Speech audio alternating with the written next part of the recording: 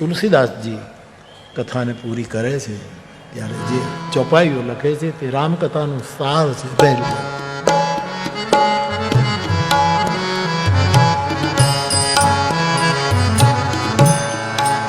કલિકાલ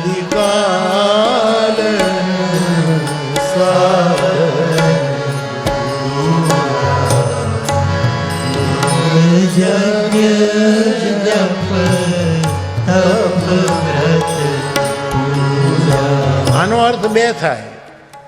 આ કળિયુગમાં બીજું કોઈ સાધન નથી આપણા જેવા માણસો માટે.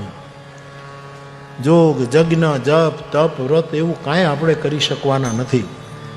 એટલે કોઈ બીજું સાધન, જેમ સુરદાસજી કહે સાધન ઓર નહીં આ કલી में यही कलिकाल. देखो એક મત છે, પણ આનો અર્થ થોડોક સંધિ જુદી પાડીને, સંધિ તો ઓલરેડી નથી આમાં, પણ શબ્દોને અક્ષરોને જુદા પાડો તો આનો અર્થ એમ થાય કે યહી કલિકાલ ન સાધ ન દૂજા.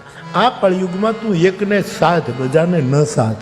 ક્યારેક આને સાધ્યો, ક્યારેક આને સાધ્યો નહીં, એકને જ સાધ. એક ગ્રંથ, એક મંત્ર, એક ગુરુ,